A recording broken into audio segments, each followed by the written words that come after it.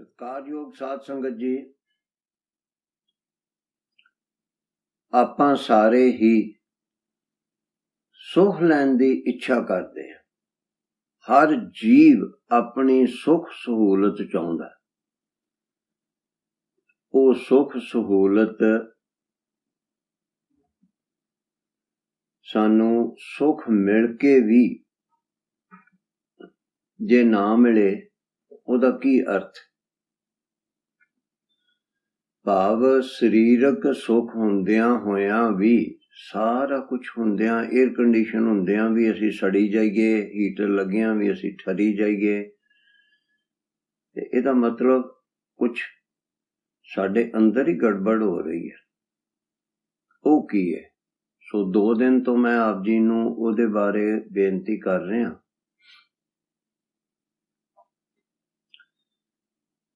ਸਾਧ ਸੰਗਤ ਜੀ, ਆਪ ਜੀ ਧਿਆਨ ਕਰੋ ਕਿ ਆਪਾਂ ਗੱਲ ਕਰ ਰਹੇ ਹਾਂ 2 ਦਿਨਾਂ ਤੋਂ ਮਾਨਸਿਕ ਸੁੱਖ ਤੇ ਮਾਨਸਿਕ ਦੁੱਖ ਦੀ। ਕਿ ਸਾਡਾ ਜਦੋਂ ਮਨ ਦੁਖੀ ਹੋ ਜਾਂਦਾ ਹੈ, ਫਿਰ ਉਹ ਤਨ ਨੂੰ ਵੀ ਆਪੇ ਹੀ ਦੁਖੀ ਕਰ ਲੈਂਦਾ। ਤੇ ਸਾਡਾ ਮਨ ਦੁਖੀ ਕਦੋਂ ਹੁੰਦਾ, ਕਿਉਂ ਹੁੰਦਾ, ਉਹਦੇ ਬਾਰੇ ਮੈਂ ਆਪ ਜੀ ਨੂੰ ਬੇਨਤੀ ਕਰ।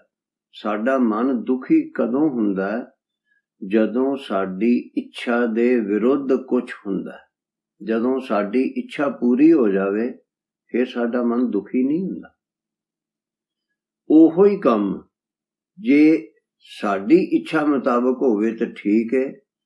ਉਹੋ ਹੀ ਕੰਮ ਜੇ ਸਾਡੀ ਇੱਛਾ ਦੇ ਵਿਰੁੱਧ ਹੋ ਜਾਵੇ, ਕੋਈ ਕਰ ਦੇਵੇ, ਤੇ ਉਹ ਕੰਮ ਗਲਤ ਹੋ ਜਾਂਦਾ। ਜਿਵੇਂ ਆਪਾਂ ਕਿਸੇ ਨੂੰ ਗਾਲ ਕੱਢ ਦਈਏ, ਭੈੜਾ ਬੋਲ ਦਈਏ, ਉਹ ਤੇ ਠੀਕ ਹੈ ਨਾ, ਕਿਉਂਕਿ ਮੇਰੀ ਇੱਛਾ ਪੂਰੀ ਹੋ ਗਈ ਉਹਦੇ ਨਾਲ। ਤੇ ਜੇ ਕੋਈ ਸਾਨੂੰ ਗਾਲ ਕੱਢ ਦੇਵੇ, ਕੋਈ ਭੈੜਾ ਬੋਲੇ, ਤਾਂ ਬੜਾ ਗਲਤ ਹੋ ਗਿਆ, ਕਿਉਂਕਿ ਮੇਰੀ ਇੱਛਾ ਪੂਰੀ ਨਹੀਂ ਹੋਈ, ਮੇਰੀ ਇੱਛਾ ਦੇ ਵਿਰੁੱਧ ਹੋਇਆ ਕੰਮ। ਪਰ ਉਹਦੀ ਇੱਛਾ ਪੂਰੀ ਹੋਈ ਹੈ, ਜਿਹਨੇ ਗਾਲ ਕੱਢੀ ਹੈ, ਉਹ ਤਾਂ ਖੁਸ਼ ਹੋਇਆ ਨਾ। ਇਸੇ ਹੀ ਤਰ੍ਹਾਂ ਇੱਕ ਕਿਸੇ ਘਰ ਵਿੱਚ ਕੋਈ ਮੰਗਤਾ ਆਇਆ, ਮੰਗਤੇ ਨੇ ਆ ਕੇ ਖੈਰ ਮੰਗੀ ਤੇ ਉਹ ਨੂੰਹ ਰਾਣੀ ਨੇ ਗੱਲ ਸੁਣੀ, 2-4 ਵਾਰੀ ਉਹਨੇ ਸੁਣੀ ਉਹਦੀ ਆਵਾਜ਼, ਤੇ ਉਹ ਚੁੱਪ ਕੀਤੀ ਬੈਠੀ ਰਹੀ। ਤੇ ਉਹਨੂੰ ਪਤਾ ਸੀ ਕਿ ਮੇਰੀ ਸੱਸ ਨਹੀਂ ਦਾਨ ਦੇਣਾ ਉਹਨੂੰ, ਜੋ ਦੇਣਾ। ਤੇ ਸੱਸ ਆਈ ਨਾ, ਸੱਸ ਕਿਤੇ ਹੋਰ ਕੰਮ ਲੱਗੀ ਸੀ, ਉਹਨੇ ਆਵਾਜ਼ ਨਾ ਸੁਣੀ, ਉਹਨੇ ਆਵਾਜ਼ ਵੀ ਮਾਰੀ, ਉਹ ਨਾ ਆਈ। ਤੇ ਨੂੰਹ ਰਾਣੀ ਨੇ ਉੱਠ ਕੇ ਤੇ ਉਹਨੂੰ ਕੌਲਾ ਆਟੇ ਦਾ ਪਾ ਦਿੱਤਾ। ਉਹ ਜਦੋਂ ਕੌਲਾ ਆਟੇ ਦਾ ਪਾ ਕੇ ਮੁੜੀ, ਤੇ ਉਧਰੋਂ ਸੱਸ ਨਿਕਲ ਆਈ। ਉਹ ਆਂਦੀ ਹੈ, ਇਹ ਕੀ ਕੀਤਾ ਹੈ ਤੂੰ, ਕੀ ਕਰਕੇ ਆਈ ਹੈ? ਉਹ ਆਂਦੀ ਹੈ, ਜੀ ਅੱਗੇ ਆਉਂਦਾ ਹੁੰਦਾ ਮੰਗਤਾ ਜਿਹੜਾ, ਤੇ ਤੁਸੀਂ ਉਹਨੂੰ ਆਟਾ ਦਿੰਦੇ ਹੁੰਦੇ ਹੋ, ਅੱਜ ਤੁਸੀਂ ਲੱਭੇ ਨਹੀਂ ਗਏ। ਉਹਨੇ ਆਵਾਜ਼ਾਂ ਮਾਰਦਾ ਸੀ ਤੇ ਮੈਂ ਦੇ ਆਈ। ਆਖੇ ਨਹੀਂ, ਉਹਨੂੰ ਬਿਲਕੁਲ ਨਹੀਂ ਦੇਣਾ। ਹੁਣ ਬਾਹਰ ਜਾ ਕੇ ਤੇ ਉਹਨੂੰ ਭੈੜਾ ਬੋਲਣ ਲੱਗ ਪਈ ਮੰਗਤੇ ਨੂੰ, ਤੇ ਉਹਨੂੰ ਆਵਾਜ਼ ਮਾਰ ਕੇ ਆਂਦੀ ਹੈ, ਵਾਪਸ ਆ।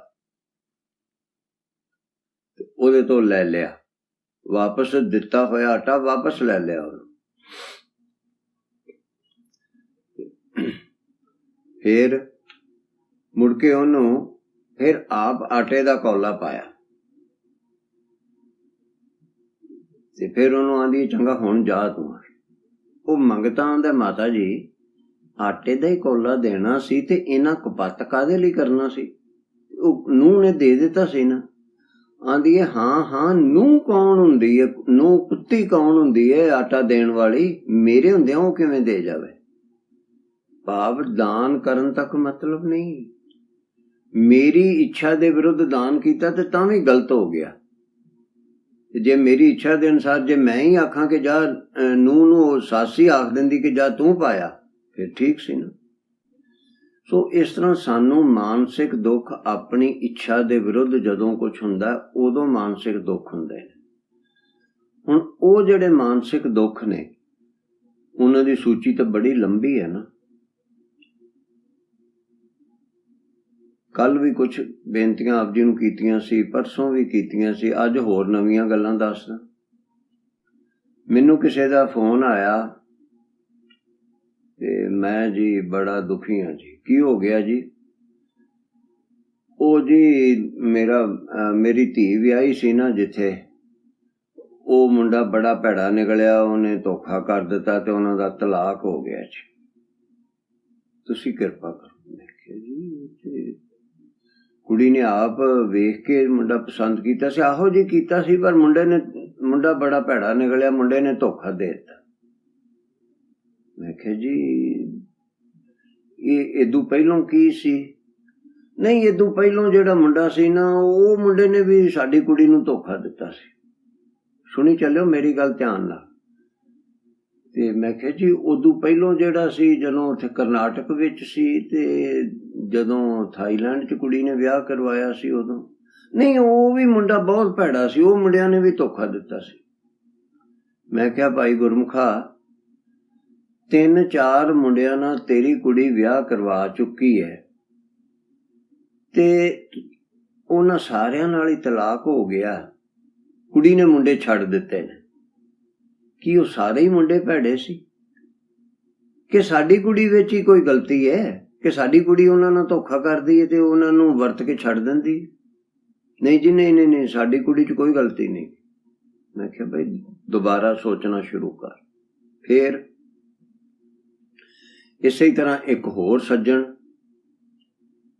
ਉਹ 40-50 ਸਾਲ ਦਾ ਹੋਇਆ, 40-50 ਦਾ ਨਹੀਂ, 45 ਸਾਲ ਦਾ, ਚੰਗੀ ਜ਼ਮੀਨ ਜਾਇਦਾਦ ਹੈ।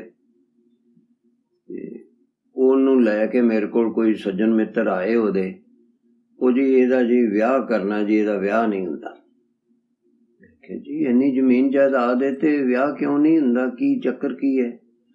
ਨਹੀਂ ਜੀ ਵਿਆਹ ਕਰਵਾਇਆ ਸੀ ਤੇ ਉਹ ਫਿਰ ਤਲਾਕ ਹੋ ਗਿਆ। ਮੈਂ ਕਿਹਾ ਕਿੱਥੋਂ ਦੀ ਸੀ ਕੁੜੀ? ਉਹ ਫਲਾਣੇ ਖੰਨੇ ਦੀ ਸੀ ਜੀ।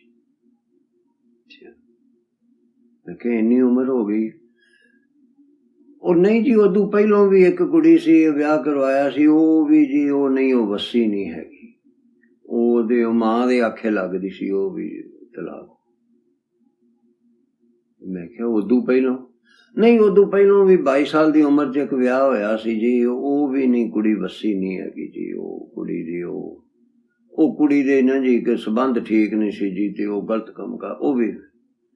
ਮੈਂ ਕਿਹਾ ਭਲਿਆ ਲੋਕਾ, ਬਈ 3 ਕੁੜੀਆਂ ਜਿਹੜੀਆਂ ਨੇ ਉਹ ਤੁਸੀਂ ਨਹੀਂ ਵਸਾ ਸਕੇ ਤੇ ਕੀ ਉਹ ਸਾਰੀਆਂ ਹੀ ਕੁੜੀਆਂ ਭੈੜੀਆਂ ਸੀ? ਕੀ ਸਾਡੇ ਮੁੰਡੇ ਵਿੱਚ, ਸਾਡੇ ਬੰਦੇ ਵਿੱਚ ਹੀ ਤੇ ਕੋਈ ਗਲਤੀ ਨਹੀਂ ਕਿ ਕਿਸੇ ਵੀ ਘਰ ਵਾਲੀ ਨੂੰ ਨਹੀਂ ਰੱਖ ਸਕਦਾ? ਕੀ ਇਹਦੇ 'ਚ ਨਹੀਂ ਕੋਈ ਗਲਤੀ? ਨਹੀਂ ਜੀ, ਨਹੀਂ, ਸਾਡੇ ਮੁੰਡੇ, ਸਾਡੇ ਭਰਾ 'ਚ ਤੇ ਕੋਈ ਗਲਤੀ ਹੋ ਹੀ ਨਹੀਂ ਸਕਦੀ। ਸੋ ਭਾਵ ਸਾਰੀ ਗੱਲ ਕਰਨ ਦਾ ਇਹ ਹੈ ਕਿ ਅਸੀਂ ਜੀਵਨ ਦੀ ਸੱਚਾਈ ਨੂੰ ਪ੍ਰਵਾਨ ਨਹੀਂ ਕਰਦੇ। ਅਸੀਂ ਇਹ ਪ੍ਰਵਾਨ ਨਹੀਂ ਕਰਦੇ ਤਾਂ ਅਸੀਂ ਦੁਖੀ ਹੁੰਦੇ ਹਾਂ ਕਿ ਗਲਤੀਆਂ ਦੋਹੀਂ ਪਾਸੇ ਹੋ ਸਕਦੀਆਂ ਨੇ ਅਤੇ ਹੁੰਦੀਆਂ ਨੇ।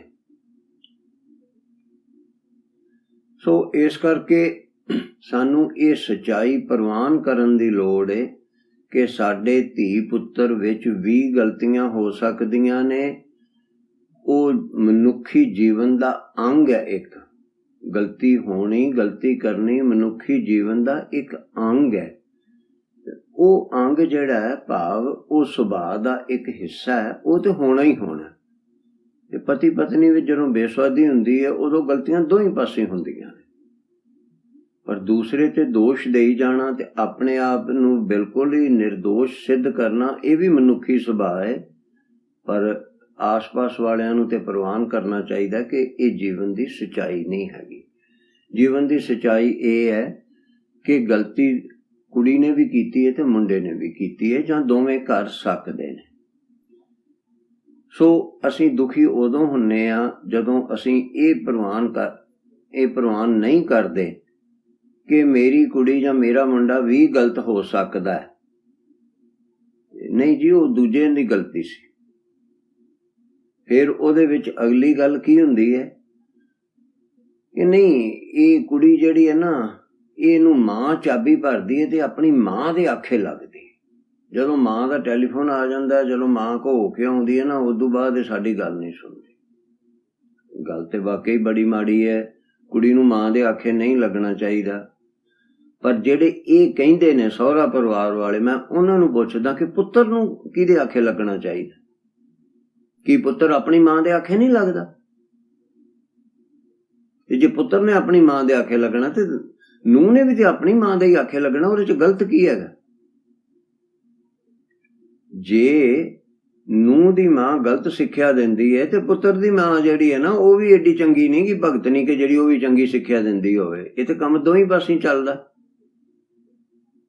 ਸੋ ਆਪਾਂ ਨੂੰ ਉੱਥੇ ਵਿਚਾਰਵਾਨ ਬਣ ਕੇ ਵਿਸ਼ਲੇਸ਼ਣ ਕਰਕੇ ਆਪਣੇ ਆਪ ਨੂੰ ਸੁਖੀ ਕਰਨ ਦੀ ਲੋੜ ਹੈ। ਸੁਖੀ ਤਾਂ ਹੋਵਾਂਗੇ ਜੇ ਜੀਵਨ ਦੀ ਸੱਚਾਈ ਨੂੰ ਪ੍ਰਵਾਨ ਕਰਾਂਗੇ। ਸੱਚਾਈ ਪ੍ਰਵਾਨ ਕੀਤੇ ਬਿਨਾਂ ਗੱਲ ਨਹੀਂ ਬਣਦੀ। ਤੇ ਜੀਵਨ ਦੀ ਸੱਚਾਈ ਇਹ ਹੈ ਕਿ ਦੋਵੇਂ ਹੀ ਗਲਤ ਗੱਲਾਂ ਸਿਖਾ ਸਕਦੇ ਨੇ ਤੇ ਨਹੀਂ ਵੀ ਸਿਖਾ ਸਕਦੇ। ਸੋ ਇਸੇ ਹੀ ਤਰ੍ਹਾਂ ਆਪਣੇ ਬੱਚਿਆਂ ਤੋਂ ਦੁਖੀ ਹੋਣ ਤੋਂ ਪਹਿਲਾਂ ਇਹ ਸੋਚਣਾ ਸ਼ੁਰੂ ਕਰੋ ਕਿ ਮੈਂ ਬੱਚੇ ਤੋਂ ਜੋ ਚਾਹੁੰਦਾ, ਕੀ ਮੈਂ ਕੋਈ ਅਯੋਗ ਗੱਲ ਮੈਂ ਤਾਂ ਨਹੀਂ ਮੰਗ ਰਿਹਾ ਬੱਚੇ ਤੋਂ? ਕੋਈ ਅਯੋਗ ਇੱਛਾ ਮੇਰੀ ਤਾਂ ਨਹੀਂ ਕਿ ਜਿਹੜੀ ਮੇਰਾ ਬੱਚਾ ਪੂਰੀ ਨਹੀਂ ਕਰ ਰਿਹਾ? ਜੇ ਮੇਰੀ ਇੱਛਾ ਅਯੋਗ ਹੈ ਤੇ ਮੈਂ ਉਸ ਅਯੋਗ ਇੱਛਾ ਨੂੰ ਛੱਡ ਦੇਵਾਂ ਨਾ। ਬੜੇ ਮਾਤਾ ਪਿਤਾ ਨੇ ਜਿਹੜੇ ਆਪਣੇ ਧੀਆਂ ਪੁੱਤਰਾਂ ਵਿੱਚ ਇੰਨਾ ਭੇਦਭਾਵ ਕਰਦੇ ਨੇ, ਇੰਨਾ ਪੱਖਪਾਤ ਕਰਦੇ ਨੇ ਕਿ ਇੱਕ ਪੁੱਤਰ ਦੀ ਜਾਇਦਾਦ ਦੂਜੇ ਨੂੰ ਦੇ ਦਿੰਦੇ ਨੇ। ਮੈਨੂੰ ਪਤਾ ਇੱਕ ਸਾਡੇ ਸੱਜਣ ਸਨ, ਉਹਨਾਂ ਦੀ ਮਾਤਾ ਜੀ ਬਿਰਧ ਅਵਸਥਾ ਦੇ ਵਿੱਚ ਜਦੋਂ ਸਿਰਫ ਪ੍ਰਸ਼ਾਦਾ ਪਾਣੀ ਛਕਣ ਤੱਕ ਹੀ ਕੰਮ ਸੀ ਮਾਂ ਨੂੰ, ਉਹ ਇੱਕ ਘਰ ਤੋਂ ਭਾਂਡੇ ਚੁੱਕ ਕੇ ਤੇ ਦੂਸਰੇ ਪੁੱਤਰ ਦੇ ਘਰ ਛੱਡ ਆਉਂਦੀ ਹੁੰਦੀ ਸੀ ਜਾਣ ਕੇ। ਇਹਨਾਂ ਪੱਖਪਾਤ ਕਰਦੀ ਸੀ। ਇਹੋ ਜਿਹਾ ਕੁਝ ਸਭ ਪਰਿਵਾਰਾਂ ਵਿੱਚ ਹੁੰਦਾ। ਮਾਤਾ ਪਿਤਾ ਸਾਡੇ ਵਾਸਤੇ ਸਤਿਕਾਰਯੋਗ ਨੇ, ਭਾਵੇਂ ਅਸੀਂ ਛੋਟੇ ਪੁੱਤਰ ਹਾਂ ਭਾਵੇਂ ਵੱਡੇ ਹਾਂ, ਪਰ ਇਹ ਸੱਚਾਈ ਨੂੰ ਪ੍ਰਵਾਨ ਕਰਨ ਦੀ ਲੋੜ ਹੈ ਕਿ ਮਾਤਾ ਪਿਤਾ ਸਤਿਕਾਰਯੋਗ ਹੁੰਦਿਆਂ ਹੋਇਆਂ ਵੀ ਪੱਖਪਾਤ ਕਰਦੇ ਨੇ, ਕਰ ਸਕਦੇ ਨੇ। ਤੇ ਅਸੀਂ ਸੇਵਾ ਉਹਨਾਂ ਦੀ ਫਿਰ ਵੀ ਕਰਨੀ ਹੈ, ਪਰ ਉਹ ਪੱਖਪਾਤ ਤੋਂ ਆਪਣਾ ਬਚਾਅ ਕਰਨਾ ਉਹ ਇੱਕ ਵੱਖਰੀ ਗੱਲ ਹੈ। ਮਾਨਸਿਕ ਤੌਰ ਤੇ ਦੁਖੀ ਹੋਇਆ ਉਹ ਕਿਉਂ ਕਰੀ ਜਾਂਦੇ ਨੇ? ਉਹ ਨਾ ਸਾਡਾ ਕੋਈ ਸਬਰਦਾ ਤੇ ਨਾ ਉਹ ਹੀ ਕਰਨੋਂ ਹਟਦੇ ਨੇ। ਇਸੇ ਤਰ੍ਹਾਂ ਬੱਚਿਆਂ ਨੂੰ ਪੜ੍ਹਾਉਣ ਤੋਂ ਪਹਿਲਾਂ ਇਹ ਧਿਆਨ 'ਚ ਕਰੋ ਕਿ ਅਸੀਂ ਬੱਚਿਆਂ ਨੂੰ ਵਧੀਆ ਪੜ੍ਹਾਈ ਕਰਵਾ ਰਹੇ ਹਾਂ। ਜਦੋਂ ਅਸੀਂ ਬੱਚਿਆਂ ਨੂੰ ਵਧੀਆ ਪੜ੍ਹਾਈ ਕਰਵਾਉਣੀ ਹੈ ਤੇ ਪੜ੍ਹਾਈ ਦੇ ਨਾਲ ਨਾਲ ਉਹਨਾਂ ਨੇ ਹੋਰ ਉਹ ਬੜੀਆਂ ਗੱਲਾਂ ਪੜ੍ਹਨੀਆਂ ਨੇ ਜਿਹੜੀਆਂ ਸਾਨੂੰ ਚੰਗੀਆਂ ਨਹੀਂ ਲੱਗਣੀਆਂ ਕੱਲ੍ਹ ਨੂੰ। ਜਦੋਂ ਅਸੀਂ ਬੱਚਿਆਂ ਨੂੰ ਵਧੀਆ ਪੜ੍ਹਾਈ ਕਰਵਾਉਣੀ ਹੈ ਤਾਂ ਬੱਚਿਆਂ ਨੂੰ ਸਾਡੇ ਹੀ ਬੱਚਿਆਂ ਨੇ ਉਹ ਗੱਲਾਂ ਵੀ ਪੜ੍ਹ ਜਾਣੀਆਂ ਨੇ ਜਿਹੜੀਆਂ ਸਾਨੂੰ ਚੰਗੀਆਂ ਨਹੀਂ ਲੱਗਣੀਆਂ। ਅਸੀਂ ਪੜ੍ਹਾਈ ਇਸ ਕਰਕੇ ਕਰਾਉਣੀ ਹੈ ਕਿ ਸਾਡਾ ਬੱਚਾ ਚੰਗਾ ਸਿਆਣਾ ਬਣੇ, ਇਹ ਚੋਖੇ ਪੈਸੇ ਕਮਾਵੇ, ਕਮਾ ਕੇ ਘਰ ਲਿਆਵੇ, ਵਧੀਆ ਸਾਡੇ ਮਕਾਨ ਹੋਣ, ਸਾਡੇ ਕੋਲ ਸਾਰੀਆਂ ਸੁੱਖ ਸਹੂਲਤਾਂ ਹੋਣ, ਅੱਗੋਂ ਪੁੱਤਰ ਪੋਤਰੇ ਦੋਤਰੇ ਸਾਰਾ ਪਰਿਵਾਰ ਦੇ ਵਿੱਚ ਖੁਸ਼ੀਆਂ ਮੰਗਲ ਹੋਵੇ। ਕਿ ਸਾਡਾ ਬੱਚਾ, ਉਹਦੀ ਵੀ ਇੱਛਾ ਇਹੋ ਹੀ ਹੈ ਕਿ ਸਾਡੀ ਇੱਛਾ ਇਹੋ ਹੀ ਹੈ? ਫਿਰ ਕੀ ਅਸੀਂ, ਜੇ ਸਾਡੀ ਇੱਛਾ ਇਹੋ ਹੀ ਹੈ, ਕੀ ਅਸੀਂ ਬੱਚੇ ਨੂੰ ਆਪਣੀ ਇਹ ਇੱਛਾ ਦੱਸੀਏ ਕਿ ਅਸੀਂ ਤੈਨੂੰ ਐਸ ਕਰਕੇ ਪੜ੍ਹਾ ਰਹੇ ਹਾਂ? ਕਿ ਅਸੀਂ ਅਣਦੱਸੀ ਇੱਛਾ ਤੋਂ ਹੀ ਆਪਣੇ ਬੱਚੇ ਤੋਂ ਇਹ ਆਸ ਕਰਦੇ ਪਏ ਹਾਂ ਕਿ ਸਾਡਾ ਬੱਚਾ ਇਸ ਤਰ੍ਹਾਂ ਕਰੇਗਾ? ਮੇਰੀ ਗੱਲ ਫੇਰ ਧਿਆਨ ਨਾਲ ਸੁਣੋ ਤੇ ਸਮਝੋ ਪਿਆਰਿਓ। ਜੋ ਇੱਛਾ ਤੁਹਾਡੇ ਮਨ ਵਿੱਚ ਹੈ, ਕੀ ਤੁਸੀਂ ਆਪਣੇ ਬੱਚੇ ਨੂੰ ਦੱਸੀ ਹੈ? ਪਹਿਲੀ ਗੱਲ। ਦੂਸਰੀ ਗੱਲ, ਦੱਸਣ ਤੋਂ ਬਾਅਦ ਉਹਦੇ ਮਨ 'ਚ ਬਿਠਾਈ ਵੀ ਹੈਗੀ ਹੈ? ਤੇ ਤੀਸਰੀ ਗੱਲ ਕਿ ਕੀ ਬੱਚੇ ਨੂੰ ਤਾਂ ਪਤਾ ਹੀ ਨਹੀਂ ਕਿ ਸਾਡੇ ਮਨ ਦੀ ਇੱਛਾ ਕੀ? ਆਪਾਂ ਵੈਸੇ ਹੀ ਆਪਣੀ ਇੱਛਾ ਆਪਣੇ ਮਨ 'ਚ ਹੀ ਸੋਚ ਕੇ ਆਪਾਂ ਬੱਚੇ ਤੇ ਔਖੇ ਹੋਏ ਜਾਂਦੇ ਹਾਂ। ਬੱਚਾ ਇਸ ਤਰ੍ਹਾਂ ਕਿਉਂ ਨਹੀਂ ਕਰਦਾ, ਇਸ ਤਰ੍ਹਾਂ ਕਿਉਂ ਨਹੀਂ ਕਰਦਾ? ਕਿਉਂਕਿ ਸਾਡੀ ਇੱਛਾ ਦੇ ਵਿਰੁੱਧ ਕਰ ਰਿਹਾ ਉਹ। ਸੋ ਸਾਡੇ ਬੱਚੇ ਨੇ ਜਦੋਂ ਵਧੀਆ ਪੜ੍ਹਾਈ ਕਰਨੀ ਹੈ, ਉਹਨੂੰ ਬੜੀ ਤਰ੍ਹਾਂ ਦੀ ਹਵਾ ਉੱਥੇ ਲੱਗਣੀ ਹੈ, ਬੜੀਆਂ ਨਵੀਆਂ ਉਹਨੇ ਗੱਲਾਂ ਉੱਥੋਂ ਪੜ੍ਹ ਕੇ ਆਉਣੀਆਂ ਨੇ, ਸੱਜਣਾ ਮਿੱਤਰਾਂ, ਕਿਤਾਬਾਂ, ਅਧਿਆਪਕਾਂ ਤੋਂ। ਤੇ ਉਹ ਸਾਡੀ ਸੋਚ ਤੋਂ ਉਹਨੇ ਬਿਲਕੁਲ ਵੱਖਰਿਆਂ ਹੋ ਜਾਣਾ। ਇਹ ਮੰਨ ਕੇ ਚੱਲੋ। ਕਿੰਨਾ ਕੁ ਤੁਹਾਡੇ ਆਖੇ ਲੱਗੇਗਾ, ਕਿੰਨਾ ਕੁ ਤੁਹਾਡੀ ਸੋਚ ਮੁਤਾਬਕ ਰਹੇਗਾ, ਇਹ ਤਾਂ ਹਰ ਬੱਚੇ ਦਾ, ਹਰ ਮਾਤਾ ਪਿਤਾ ਦਾ ਵੱਖੋ ਵੱਖਰਾ, ਇੱਕੋ ਜਿਹਾ ਕਿਤੇ ਨਹੀਂ ਹੋ ਸਕਦਾ। ਪਰ ਇਹ ਮੰਨ ਕੇ ਚੱਲੋ ਕਿ ਘੱਟੋ ਘੱਟ ਅੱਧੋ ਅੱਧ 50% ਤੁਹਾਡੀ ਸੋਚ ਦੇ ਵਿਰੁੱਧ ਤੁਹਾਡੇ ਬੱਚੇ ਨੇ ਹੋ ਜਾਣਾ। ਇਹ ਮੰਨ ਕੇ ਚਲੋ ਤੇ ਮਨ ਸੁਖੀ ਰਹੇਗਾ। ਫਿਰ ਆਪਾਂ ਪੜ੍ਹਾਈ ਕਰਾਉਣੀ ਹੈ ਕਿ ਨਹੀਂ ਕਰਾਉਣੀ। ਹਾਲਾਂਕਿ ਮੈਂ ਇਸ ਹੱਕ 'ਚ ਹਾਂ ਕਿ ਪੜ੍ਹਾਈ ਤੇ ਬੱਚੇ ਨੂੰ ਵਧੀਆ ਕਰਾਉਣੀ ਹੀ ਚਾਹੀਦੀ ਹੈ। ਬਾਕੀ ਸੰਸਕਾਰ ਵੀ ਮਿਲਣੇ ਚਾਹੀਦੇ ਨੇ। ਬੱਚਾ ਸਾਡੀ ਇੱਛਾ ਵੀ ਪੂਰੀ ਕਰੇਗਾ ਜਾਂ ਨਹੀਂ ਕਰੇਗਾ ਇਹ ਤਾਂ ਤੁਹਾਨੂੰ ਦੱਸ ਦਿੱਤਾ। ਇਹ ਤੇ ਉਹਨੂੰ ਜੋ ਅੱਗੋਂ ਉੱਥੋਂ ਮਿਲੇਗਾ ਉਹਦੇ ਅਨੁਸਾਰ ਹੈ। ਆਪ ਜੀ ਧਿਆਨ ਕਰੋ, ਜਦੋਂ ਤੁਸੀਂ ਵਿਹਾਰ ਕਰਨ ਜਾਂਦੇ ਹੋ, ਦੁਕਾਨ ਤੇ ਜਾਂਦੇ ਹੋ, ਰਾਹ ਜਾਂਦੇ ਕੋਈ ਸੜਕ ਤੋਂ ਲੰਘਦਿਆਂ ਤੇਜ਼ੀ ਨਾਲ ਕਾਰ ਸਕੂਟਰ ਲੰਘਾਉਂਦਾ ਤੇ ਉਹਦੇ ਛਿੱਟੇ ਤੁਹਾਡੇ ਕੱਪੜਿਆਂ ਤੇ ਪੈ ਜਾਂਦੇ ਨੇ। ਕੱਪੜੇ ਗੰਦੇ ਹੁੰਦੇ ਕਿ ਨਹੀਂ ਹੁੰਦੇ? ਕੱਪੜੇ ਗੰਦੇ ਕਰਾਉਣ ਤਾਂ ਨਹੀਂ ਸੀ ਗਏ। ਧੁੱਪ ਲੱਗਦੀ ਹੈ, ਗੰਦੀ ਹਵਾ, ਭੈੜੀ ਮੁਸ਼ਕ ਆਉਂਦੀ ਹੈ, ਉਹ ਧੱਕੇ ਨਾਲ ਆਉਂਦੀਆਂ ਨੇ, ਬਿਨਾਂ ਪੈਸੇ ਤੋਂ ਆਉਂਦੀਆਂ ਨੇ। ਕੋਈ ਸਿਗਰਟ ਦਾ ਧੂੰਆਂ ਫੂੰ ਕਰਕੇ ਸਾਡੇ ਮੂੰਹ ਤੇ ਮਾਰ ਜਾਂਦਾ। ਇਸੇ ਹੀ ਤਰ੍ਹਾਂ ਕੋਈ ਸਾਨੂੰ ਗਾਲ ਕੱਢ ਜਾਂਦਾ, ਕੋਈ ਹੱਸ ਕੇ ਬੜਾ ਪਿਆਰ ਨਾਲ ਮਿਲ ਕੇ ਸਾਡਾ ਮਨ ਪ੍ਰਫੁੱਲਿਤ ਕਰ ਜਾਂਦਾ, ਤੇ ਕਈ ਵਾਰੀ ਝਗੜਾ ਹੋ ਜਾਂਦਾ, ਸੱਟਾਂ ਲੱਗ ਜਾਂਦੀਆਂ ਨੇ। ਇਹ ਸਾਰਾ ਕੁਝ ਵਿਹਾਰ ਕਰਨ ਗਿਆ ਆਪਣੇ ਨਾਲ, ਸਭ ਦੇ ਨਾਲ ਵੱਖੋ ਵੱਖਰੇ ਰੂਪ ਵਿੱਚ ਵਰਤਦਾ। ਹਲ ਵਾਹੁਣ ਗਿਆ ਸੱਟ ਲੱਗ ਜਾਂਦੀ ਹੈ, ਆਪਾਂ ਸੱਟ ਲਵਾਉਣ ਤੇ ਨਹੀਂ ਸਨ ਗਏ। ਇਸੇ ਤਰ੍ਹਾਂ ਜਦੋਂ ਸਾਡੀਆਂ ਧੀਆਂ ਭੈਣਾਂ ਜਾਂਦੀਆਂ ਨੇ ਬਾਜ਼ਾਰ, ਕੋਈ ਉੱਥੋਂ ਕੱਪੜੇ ਖਰੀਦਣ ਜਾਂਦੀਆਂ ਨੇ, ਦਾਲ ਸਬਜ਼ੀ ਖਰੀਦਣ ਜਾਂਦੀਆਂ ਨੇ, ਉੱਥੇ ਉਹਨਾਂ ਨਾਲ ਵੀ ਇਸੇ ਤਰ੍ਹਾਂ ਹੀ ਹੁੰਦਾ। ਕਿਤੇ ਜੁੱਤੀ ਗੰਦੀ ਹੋ ਗਈ, ਕਿਤੇ ਖਾਲੀ 'ਚ ਪੈਰ ਪੈ ਗਿਆ, ਕਿਤੇ ਸੋਹਣੇ ਕੱਪੜੇ ਪਾ ਕੇ ਗਈ ਸੀ ਉਹਦੇ ਉੱਤੇ ਕਿਤੇ ਛਿੱਟੇ ਪੈ ਗਏ, ਕੋਈ ਮੋਢਾ ਮਾਰ ਕੇ ਲੰਘ ਗਿਆ, ਕੋਈ ਗਾਲ ਕੱਢ ਗਿਆ, ਕੋਈ ਮਿਹਣਾ ਦੇ ਗਿਆ, ਤੇ ਕੋਈ ਚੰਗੀ ਗੱਲ ਵੀ ਕਹਿ ਗਿਆ, ਤੇ ਕਿਤੇ ਦੁਕਾਨ ਵਾਲੇ ਨਾਲ ਝਗੜਾ ਹੋ ਗਿਆ। ਇਹ ਸਭ ਕੁਝ ਹੁੰਦਾ, ਕਰਨ ਤੇ ਨਹੀਂ ਸੀ ਇਹ ਗਏ। ਤੇ ਜਦੋਂ ਇਹ ਸਾਰਾ ਕੁਝ ਕਰਕੇ ਆਪਾਂ ਘਰ ਵਾਪਸ ਆਉਂਦੇ ਹਾਂ ਸ਼ਾਮ ਨੂੰ, ਉਦੋਂ ਉਹਨਾਂ ਸਾਰੀਆਂ ਚੀਜ਼ਾਂ ਦਾ ਪ੍ਰਭਾਵ ਸਾਡੇ ਮਨ ਦੇ ਉੱਤੇ ਰਹਿੰਦਾ ਹੀ ਰਹਿੰਦਾ। ਕਈਆਂ ਚੀਜ਼ਾਂ ਦਾ ਲੰਬਾ ਸਮਾਂ ਰਹਿੰਦਾ, ਕਈਆਂ ਦਾ ਥੋੜਾ ਸਮਾਂ ਰਹਿੰਦਾ। ਇਸੇ ਹੀ ਤਰ੍ਹਾਂ ਜਿਹੜਾ ਤੁਹਾਡਾ ਬੱਚਾ ਪੜ੍ਹਾਈ ਕਰਨ ਗਿਆ, ਉਹਨੇ ਜੋ ਜਿਸ ਤਰ੍ਹਾਂ ਦੇ ਵਿਦਿਆਲੇ ਕਾਲਜ ਦੇ ਵਿੱਚ ਉਹਨੇ ਪੜ੍ਹਾਈ ਕੀਤੀ ਹੈ, ਉਹਨੇ ਉਹਦੇ ਅਨੁਸਾਰ ਉਹਦੇ ਵਿਚਾਰ ਬਣਨੇ ਨੇ। ਜਿਹੋ ਜਿਹੀ ਸੰਗਤ ਕੀਤੀ ਉਹਦੇ ਅਨੁਸਾਰ ਬਣਨੇ ਨੇ। ਕਿਉਂਕਿ ਤੁਹਾਡੇ ਵਿਚਾਰ ਵੀ ਤੁਹਾਡੇ ਸੰਸਕਾਰਾਂ ਦੇ, ਮਾਤਾ ਪਿਤਾ ਦੇ ਚਾਰ ਚਫੇਰੇ ਦੇ ਅਨੁਸਾਰ ਹੀ ਬਣੇ ਨੇ ਜੋ ਅੱਜ ਵਿਚਾਰ ਨੇ। ਤੇ ਜੋ ਸਾਡੇ ਵਿਚਾਰ ਅੱਜ ਤੋਂ 30 ਸਾਲ ਪਹਿਲਾਂ ਸਨ, ਜੋ ਸਾਨੂੰ ਸੰਸਕਾਰ ਮਿਲੇ, ਉਹ ਅੱਜ ਅਸੀਂ ਆਪਣੇ ਬੱਚਿਆਂ ਨੂੰ ਨਹੀਂ ਦੇ ਸਕਦੇ। ਜੋ ਸਾਡੇ ਵੱਡਿਆਂ ਦੇ ਸੀ ਅੱਜ ਤੋਂ 50-60 ਸਾਲ ਪਹਿਲਾਂ, ਉਹ ਸਾਨੂੰ ਨਹੀਂ ਸੀ ਮਿਲ ਸਕੇ, ਪਰ ਕੁਛ ਮਿਲੇ ਸੀ। ਤੇ ਉਦੋਂ ਵਾਲੇ ਸੰਸਕਾਰ ਤੇ ਆਪਾਂ ਬੱਚਿਆਂ ਨੂੰ ਅੱਜ ਬਿਲਕੁਲ ਹੀ ਨਹੀਂ ਦੇ ਸਕਦੇ। ਜਰਾ ਧਿਆਨ ਨਾਲ ਸੋਚੋ। ਉਦੋਂ ਤਾਂ ਕੋਠੇ ਤੇ ਮੰਜੀ ਚਾੜ ਕੇ ਸੌਂਈਦਾ ਸੀ, ਮੀਂਹ ਆ ਜਾਂਦਾ ਸੀ ਫਿਰ ਥੱਲੇ ਭੱਜ ਜਾਈਦਾ ਸੀ, ਅੰਦਰ ਗਰਮੀ ਲੱਗਦੀ ਸੀ ਫਿਰ ਉੱਤੇ ਚੜ ਜਾਈਦਾ ਸੀ, ਤੇ ਜਦੋਂ ਬਹੁਤੀ ਗਰਮੀ ਹੋਵੇ ਤੇ ਫਿਰ ਖੇਸ ਗਿੱਲਾ ਕਰਕੇ ਉੱਤੇ ਲੈ ਕੇ ਸੌਂਈਦਾ ਸੀ। ਅੱਜ 에ਅਰ ਕੰਡੀਸ਼ਨ ਤੋਂ ਬਿਨਾਂ ਕਿਸੇ ਨੂੰ ਨੀਂਦ ਹੀ ਨਹੀਂ ਆਉਂਦੀ। ਇਸੇ ਤਰ੍ਹਾਂ ਸਾਰੀਆਂ ਚੀਜ਼ਾਂ ਦਾ ਹੀ ਫਰਕ ਪੈ ਗਿਆ। ਉਦੋਂ ਇੰਨੇ ਪੈਸੇ ਕਿੱਥੇ ਸੀ ਸਾਡੇ ਕੋਲ, ਅੱਜ ਇੰਨੀ ਮਾਇਆ ਆ ਗਈ, ਤੇ ਅੱਜ ਰੋਜ਼ ਹੀ ਆਪਾਂ ਵਧੀਆ ਭੋਜਨ ਖਾਂਦੇ ਹਾਂ, ਰੋਜ਼ ਵਧੀਆ ਭੋਜਨ ਖਾਂਦੇ ਹਾਂ, ਤੇ ਫਿਰ ਰੋਜ਼ ਬਹੁਤੇ ਸਵਾਦੀ ਭੋਜਨ ਖਾਣ ਕਰਕੇ ਆਪਾਂ ਬਿਮਾਰ ਵੀ ਤਾਂ ਹੁੰਦੇ ਹਾਂ। ਉਦੋਂ ਇੰਨੇ ਬਿਮਾਰ ਨਹੀਂ ਸਨ ਹੁੰਦੇ। ਸੋ ਇਸ ਕਰਕੇ ਜਿਵੇਂ ਉਹ ਚੀਜ਼ਾਂ ਦਾ ਫਰਕ ਪੈ ਗਿਆ, ਇਸੇ ਹੀ ਤਰ੍ਹਾਂ ਪੜ੍ਹਾਈ ਦੇ ਵਿੱਚ, ਸੰਸਕਾਰਾਂ ਵਿੱਚ, ਹਰ ਚੀਜ਼ ਦੇ ਵਿੱਚ ਫਰਕ ਪੈ ਗਿਆ। ਉਹ ਹਰ ਚੀਜ਼ ਦਾ, ਹਰ ਸੰਗਤ ਦਾ ਤੁਹਾਡੇ ਬੱਚੇ ਨੇ ਪ੍ਰਭਾਵ ਗ੍ਰਹਿਣ ਕਰਨਾ ਹੀ ਕਰਨਾ। ਤੇ ਉਸ ਪ੍ਰਭਾਵ ਗ੍ਰਹਿਣ ਕੀਤੇ ਤੋਂ ਬਾਅਦ ਉਹਨੇ ਕਿੰਨਾ ਕੁ ਤੁਹਾਡੀ ਇੱਛਾ ਪੂਰੀ ਕਰਨੀ ਹੈ, ਇਹ ਤਾਂ ਤੁਹਾਡੇ ਉੱਤੇ ਤੇ ਬੱਚੇ ਦੇ ਆਪਸੀ ਸੰਬੰਧਾਂ ਤੇ ਔਰ ਉਹ ਸੰਗਤ ਤੇ ਨਿਰਭਰ ਕਰਦਾ। ਇਸ ਕਰਕੇ ਸਾਧ ਸੰਗਤ ਜੀ,